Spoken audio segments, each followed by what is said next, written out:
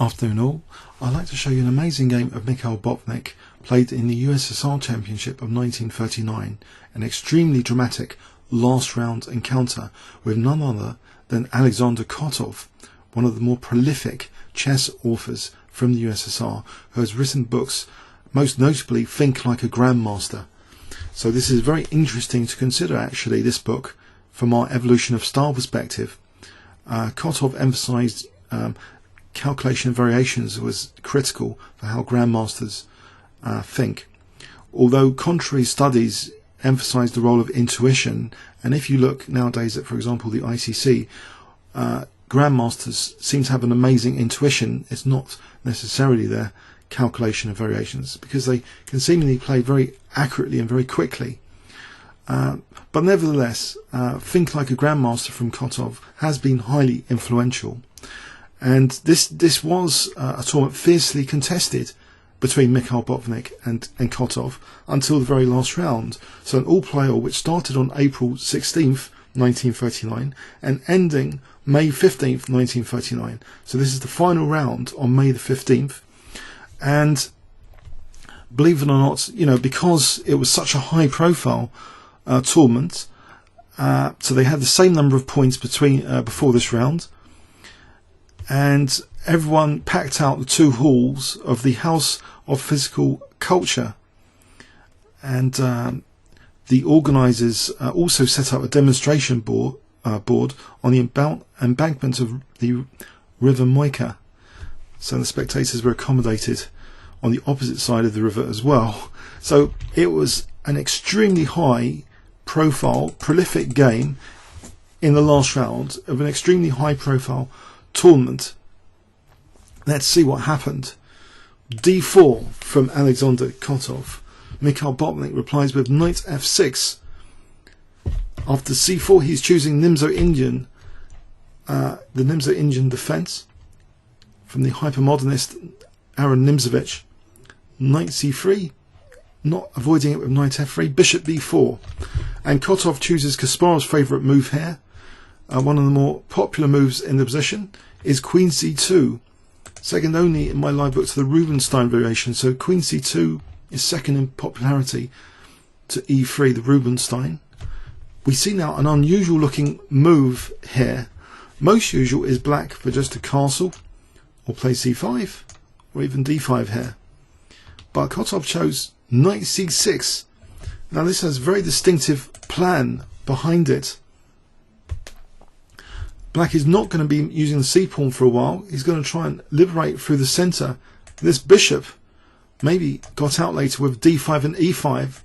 The knight c6 supports e5 quicker than usual. Let's see this happen. Knight f3, d5, e3, and now black castles, and white prompts the bishop to either exchange or retreat back. Usually the bishop takes on c3, although bishop d6 has been seen before in this position. Bishop did take, queen takes c3. Is white getting something for nothing here? The bishop pair, no structural damage in sight. The queen doesn't seem that vulnerable to tempo gains. Now this next move is very interesting positionally from a light square campaign perspective. If I might test you on a positional question here, what would you do to further a light square campaign in this position? What move would you play? If I give you 20 seconds starting from now. Sorry, 10 seconds starting from now.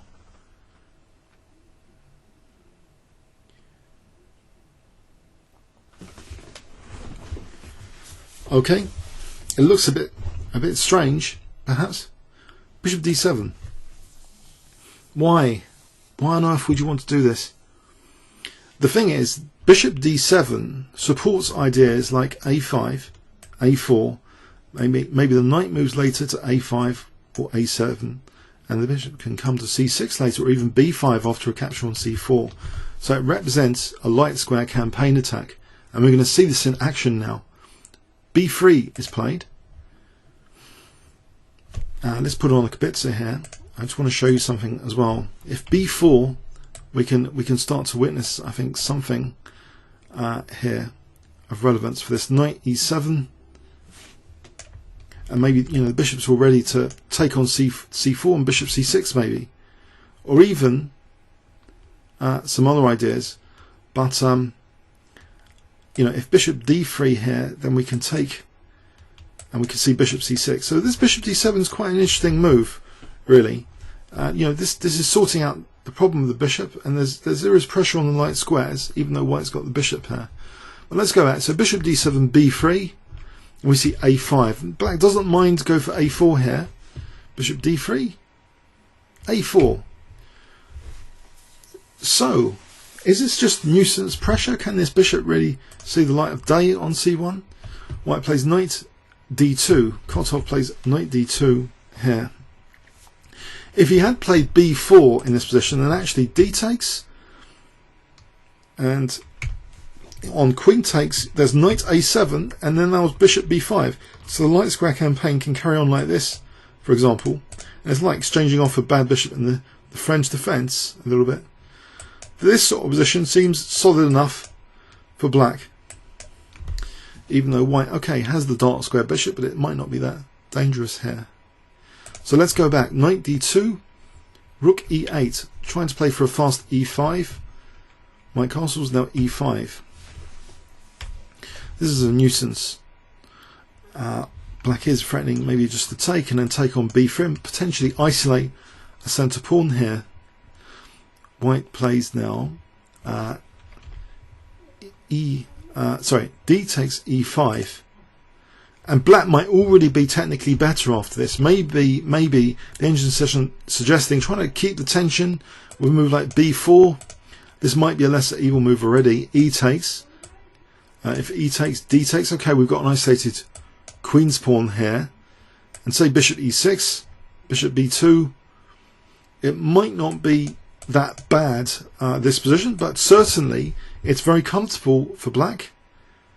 If anybody's better here, it's black. The bishop and knight versus the two knights. The knights have a nice blockade on d5 here.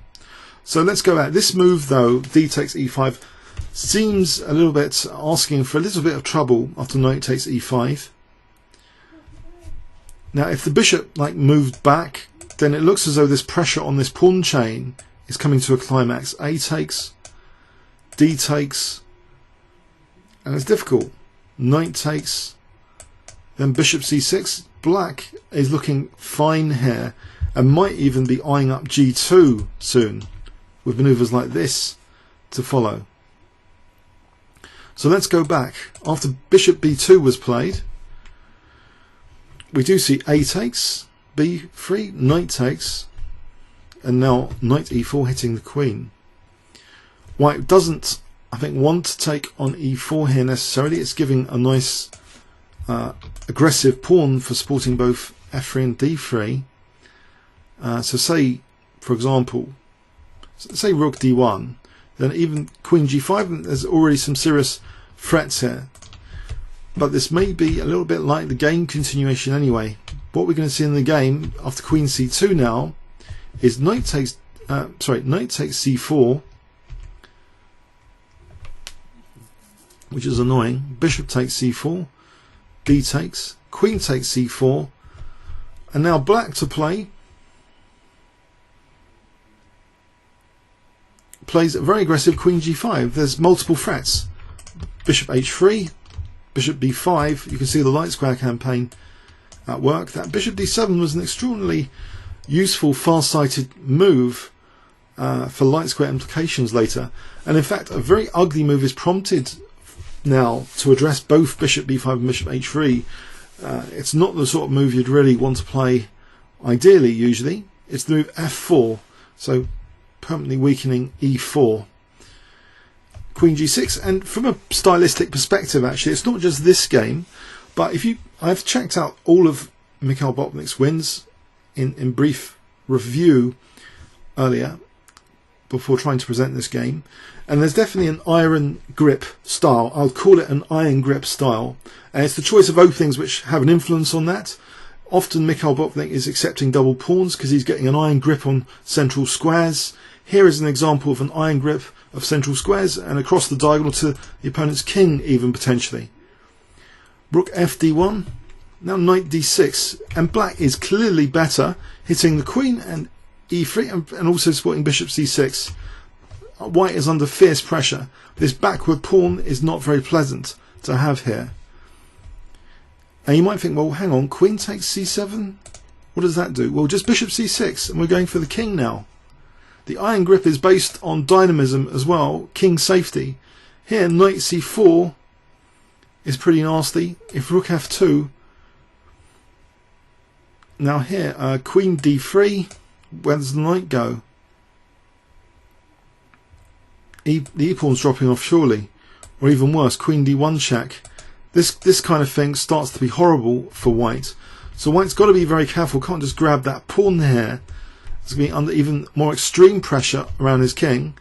Plays queen d3. And now the very powerful bishop f5. Bishop can still come here to ig2. Queen c3, and now it does. Bishop e4. The queen's neatly attacking, defending here. Rook d2. And now, actually the bishop drops back, threatening knight e4 to fork the rook and queen in this particular position. So we see now queen d3, parrying that in advance. Knight f5, hitting now e3, threatening rook takes e3.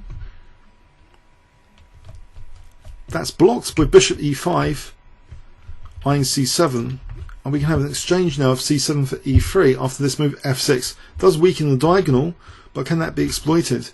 Bishop takes c7, rook takes e3, and now the queen has got to bear in mind we can use this diagonal for the check. So queen c4 check, king moves. Bishop b6. Black is better in this position and seems to have very aggressive moves available. From an engine point of view, the move rook h3 is actually suggested, with the idea of knight h4, very aggressive stuff, coordinating a lot of pressure on the king side here, and with knight f3, you know, coordinating even the rook on h2. But Botvinnik chooses actually rook. The rook just comes back here. It is attacked by that move. Rook h3 was a possibility, but it just drops back. Another dynamic. It drops back like this, but another dynamic possibility is also outlined, which might not be as good though. Rook e8, even offering the exchange, is not that pleasant here. After bishop takes g2, queen takes g2, we have this amazing tactic, and black would end up slightly better after that tactic, slightly better. But okay, no, the rook just humbly retreats back for a moment. Botvinnik can keep his iron grip on the position. Simple chess, eyeing white's king. We see queen dropping back to protect g2, and now h5, and it does look as though this kind of thing is very aggressive. And white tries to take the steam out of the attack, challenges the bishop on c6 with knight d4. That's just taken. Okay, we have an opposite colour bishop scenario. But sometimes in the middle game, the opposite coloured bishops favour the attacking player here. And black is quicker on the e-file now with rook e4. So threatening quite nasty things again. Like rook a4 is now on the cards. For example, pressure on f4. Like that f4 pawn is a bit loose here. We see now rook e1. And that is actually taken after queen takes e1. The a3 pawn can be taken safely, and it is taken safely. There's no major check to worry about here. And black can coordinate queen and rook on b1 via rook b3 to b1. King h1. Rook b3 might be one of the better moves in the position. There's also an astonishing tactical move mentioned by engines, rook f3 here. These pyrotechnic rook engine moves are very interesting all the time. So attacking f4, and this is very, very tricky for white, in fact, to defend f4 here. If you imagine rook f2, that doesn't matter because g2 is an issue. But no, rook f3 wasn't played. Just the rook drops back. So there's a second time a rook dropping back instead of a more tactical move, but black still retains the iron grip. He doesn't have to enter these crazy variations, or potentially dangerous tactical variations to get wrong. It's an iron grip on the position. Black's gonna get back the E file here. White tries to stop that sort of thing with rook E2. Okay, now an exchange of rooks might give White some salvation if rook E8 this wasn't played. Then the advantage is kept to a minimum. You don't really want the rooks off when you're on the attack. And there's also F5 here, and White might be able to salvage a draw potentially. No, you don't want to do that. Black plays King H7, so he's keeping some menacing threats. F4 again, still a threat for rook A4 here technically. White plays now H3, which is a potential target because that pawn's pins. You can imagine H3 a target potentially here. And there's a move again in the game now. Actually, because it's not check, this isn't an offer for exchange of rooks that is played rook E8. White can't take. He'll be at mason on G2. But more interestingly, another tactical move here, Queen D3. Double attacks D4 and threatens Queen takes H3 check. This wasn't played, and it seems this is the preferred, most accurate move from an engine point of view. Queen D3. It's difficult to see what White does against this. If the bishop goes here to protect H3, rook A1 or rook E8. These are all very dangerous moves. Queen F2, and Black can just start using the B pawn. I think White's kind of overloaded here. He's getting overloaded. Nevertheless, we see rook E8. And okay, so the threat now is actually bishop takes G2 because of this pin against the queen. That'll be with check. So White is under severe pressure. Huge pressure here. +2 from an engine point of view. So opposite coloured bishops, but +2 for Black, even though Black is only a pawn up technically.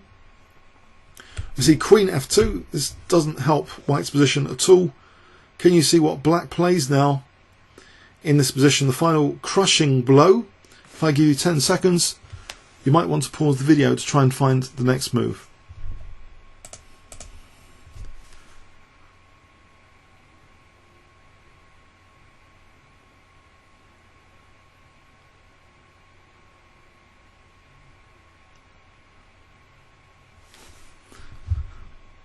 Okay, let's hope this was in your candidate moves, as Kotov would say. Kotov playing White though in this game. Queen takes G2 check.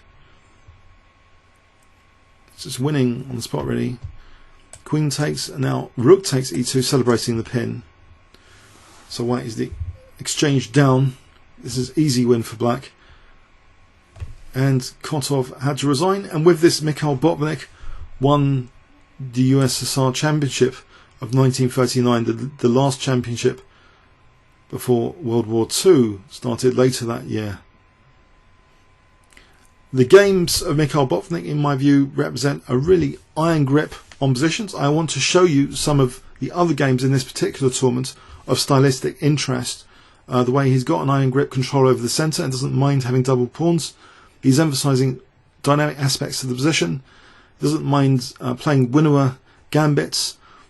It's the central grip and play against the opponent's king is brought to the fore in his games in this championship.